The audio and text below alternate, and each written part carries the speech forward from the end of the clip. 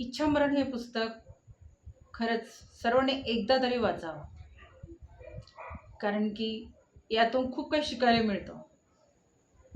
आज संगीता मॅम ज्या आहेत, त्या कशा लहानपणी जिद्दी होत्या. त्यांनी कसं जिद्दीपणाने त्यांच्या परीक्षेपासून, त्यांच्या शाळेपासून किती एका स्त्रीमध्ये जिद्द आहे. त्यांनी लहानपणापासून कशा खोड्या केल्या, कशा प्रत्येक गोष्टी त्यांनी म्हणजे हाताळल्या.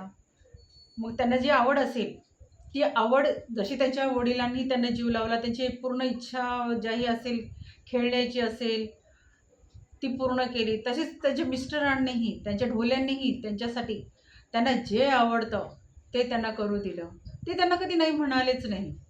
त्या जर म्हणाले, "मला स्विमिंग आवडते, स्विमिंग शिक, डान्सिंग आवडते, डान्सिंग शिक."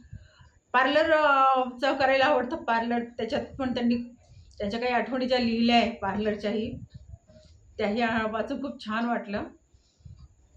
म्हणजे त्यांनी खूप सुंदर, सुंदर खरंच लिखाण केलं. त्यांच्या लेकरांचा जो त्यांचा संघर्ष आहे, त्यांचा लहान मुलगा जो आहे तो आजारी पडायचा. त्याच्यासाठी त्यांनी जे देवाला मानत नव्हते, त्यांनी देवासाठी त्या मुलासाठी त्या देवाला कशा भांडल्या आणि देवाचे उपासक कसे केलेत. खूप काही गोष्टी आहेत, ज्या त्यांनी त्याच्यामध्ये नमूद केल्या आहे. तर एकच खरंच सर्वांना विनंती आहे, की हे पुस्तक खरंच एकदा वाचण्यासारखं आहे.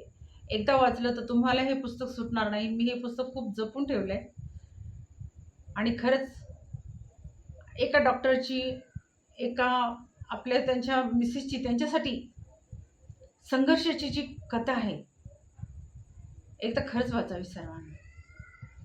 धन्यवाद.